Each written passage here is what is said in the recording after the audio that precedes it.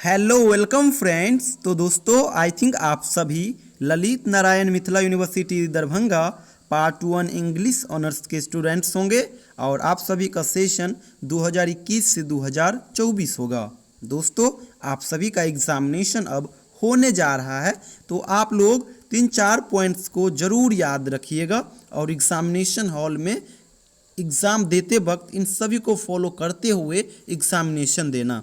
दोस्तों सबसे पहला मेरा पॉइंट्स है टाइम मैनेजमेंट। दोस्तों न केवल एलएनएमयू एग्जामिनेशन के लिए बल्कि हर एग्जामिनेशन के लिए टाइम मैनेजमेंट बहुत ज़रूरी होता है, क्योंकि दोस्तों अगर आप टाइम मैनेजमेंट के अकॉर्डिंग नहीं चलोगे तो ऐसा भी हो सकता है कि आप 2 ही सवाल के पीछे अपना पूरा समय दे दो और 2-3 सवाल छोड़ दो। तो वहाँ पे क्या होगा, अगर आप किसी भी आंसर में दोस्तों पूरा का पूरा टाइम दे दोगे ना, तो वहाँ पे पूरा का पूरा नंबर आने का भी संभावना नहीं होता है। और जहाँ पे आप क्वेश्चन को इग्नोर करके चल जाओगे वहाँ पे आपका सारा का सारा नंबर कट जाएगा, इसमें कोई ये नहीं है। तो इसीलिए आप लोग थोड़ा कम ही आंसर लिखना, लेकिन हर क्वेश्चन को अटैम्प्ट करना, क्योंकि जब आप हर क्वेश्चन को अटैम्प्ट करोगे तो हर क्वेश्चन से मार्क्स आएगा। जब किसी क्वेश्चन को आप छोड़ दोगे तो वहाँ पे तो श्योर नंबर कट जाएगा। तो इसीलिए टाइम मैनेजमेंट को आप ध्यान रखिएगा। और एलएनएमयू यानी दोनों पेपर में आपके पास 5-5 करके सवाल पूछे जाते हैं और दोनों पेपर में आपके पास 3 घंटे का समय होता है, यानी 180 मिनट का समय होता है। और 180 मिनट में आपको 5 प्रश्न के आंसर देने होते हैं। तो आप ऐसा करो, 180 को 5 से डिवाइड करो तो कितना हुआ, 36 मिनट हुआ, यानी एक क्वेश्चन के लिए आपको 36 मिनट मिलता है। लेकिन मैं आपको कहूँगा हर क्वेश्चन के लिए आप 36 मिनट बिल्कुल मत दो, केवल और केवल आप हर क्वेश्चन के लिए 30 मिनट ही दो, 6 मिनट आप बचा के चलो। इसलिए कह रहा हूं दोस्तों, क्योंकि 15-20 मार्क्स वाले सवाल के लिए आधे घंटा बहुत ज़्यादा हो जाता है। तो आधे घंटे में आप ये क्वेश्चन का आंसर इजीली दे सकते हो। और जब आप 6-6 मिनट करके जब आप सवाल में टाइम बचा लोगे तो ये 6 मिनट करके जो है ना 5 सवाल में जब बचेगा तो वो आधे घंटे का समय होगा। और आधे घंटा जब बच जाएगा ना दोस्तों, तो वो लास्ट में आप आंसर में क्या करोगे, बहुत कुछ एक्स्ट्रा ऐड कर सकते हो, जिससे कि आपका नंबर इंक्रीज होगा। बताऊंगा कि उस आधे घंटा का यूज कहाँ करना है। तो पहला चीज़ आप टाइम मैनेजमेंट के ऊपर रखना ध्यान, हर सवाल के लिए 30 मिनट ही देना, इससे ज़्यादा बिल्कुल मत देना है, पहला पॉइंट।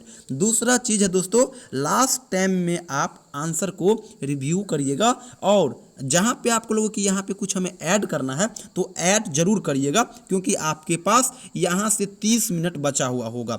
लास्ट में क्या करिए, सभी आंसर का तो सभी सवाल का आंसर आप दे दिए होंगे, तो लास्ट में आप सभी आंसर को एक बार पढ़िए और जहाँ पे लिखे कि हम कॉमा छोड़ दिए हैं, इन्वर्टेड कॉमा छोड़ दिए हैं, अंडरलाइन छोड़ दिए हैं, तो लास्ट के समय में जो आपके पास आधा घंटा बचा हुआ होगा, 6-6 मिनट करके बचाएंगे, उस टाइम को आप यहाँ पे यूज करना। ये दूसरा पॉइंट हो गया।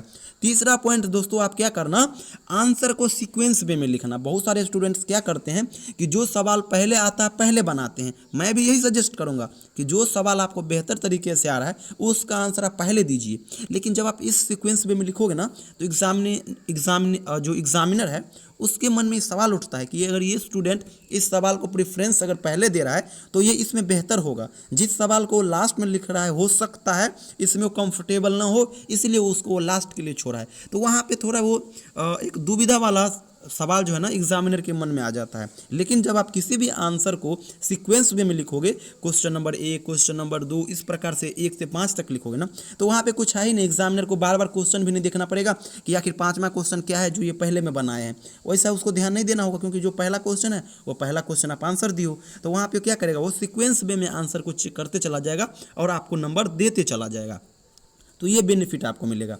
लास्ट पॉइंट है दोस्तों, आप फर्स्ट पेज को इम्प्रेसिव जरूर बनाइएगा। इम्प्रेसिव कहने का अर्थ दोस्तों, बहुत सारे स्टूडेंट क्या करते हैं, तो जैसे ही कॉपी मिलता है वो तेज़ी में लिखना शुरू कर देते हैं, क्योंकि उसका मेन मोटिव रहता है कि हर सवाल को कम से कम हम 6 पेज लिखेंगे तभी जाके हमको अच्छा मार्क्स मिलेगा। बिल्कुल नहीं, एक क्वेश्चन के ऊपर आप 4 पेज ही लिखोगे ना, 5 मार्क्स के लिए 1 पेज सफिशियंट होता है।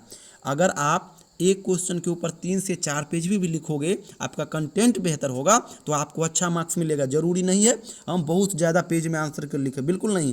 पहला पेज को आप लोग इम्प्रेसिव बनाने की कोशिश करिएगा। पहला पेज में कॉमा डालिएगा, इन्वर्टेड कॉमा, अंडरलाइन, किसी चीज़ को बोल्ड करना है उसको करिए। यानी पहला पेज में थोड़ा आप लोग एफर्ट ज़्यादा डालिएगा, बेहतर बनाने की कोशिश करिएगा, हैंड राइटिंग बेहतर रखिएगा। नेक्स्ट पेज में होगा थोड़ा बहुत मिस्टेक, वो चलेगा, क्योंकि पहले पेज को ही जनरली एग्जामिनर देखते हैं, क्योंकि हर पेज को देखने के लिए उसके पास समय नहीं होता है, कुछ मिनटों में उसको पेपर को चेक करना होता है। तो इसलिए आप लोग लास्ट पेज को, पहले पेज को इम्प्रेसिव बनाइएगा। कोशिश करिएगा दोस्तों किसी भी क्वेश्चन को बिल्कुल मत छोड़े।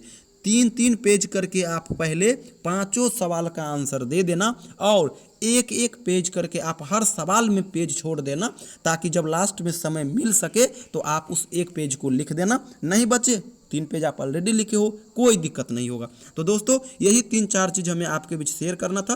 पहला चीज़, आप टाइम को जरूर महत्व दीजिएगा, क्योंकि एग्जामिनेशन में थोड़ा भी आप किसी क्वेश्चन के ऊपर ज़्यादा टाइम दे दोगे तो दूसरा सवाल के लिए आपके पास समय नहीं रहेगा, और जब समय नहीं रहेगा आप आंसर नहीं लिख पाओगे, और जब आंसर नहीं लिख पाओगे तो वहाँ पे श्योर नंबर कट जाता है। तो टाइम मैनेजमेंट के ऊपर ध्यान दीजिएगा। एक क्वेश्चन के ऊपर आप आधे घंटे से ज़्यादा बिल्कुल मत दीजिएगा, 30 मिनट का समय दीजिएगा, 5-6 मिनट करके हर सवाल से बचा लीजिएगा। लास्ट में उसका यूटिलाइज करिएगा क्वेश्चन आंसर को रिव्यू करते वक्त, जहाँ पे लगे कि हम कुछ यहाँ पे छोड़े हैं तो वहाँ पे ऐड कर दीजिएगा। आंसर को सीक्वेंस वे में लिखिएगा। पहले पेज को इम्प्रेसिव बनाने की कोशिश करिएगा। साथ ही साथ राइटिंग जितना बेहतर से बेहतर हो सके, राइटिंग बेहतर बनाने की कोशिश जरूर करिएगा। Thank you so much and all the best.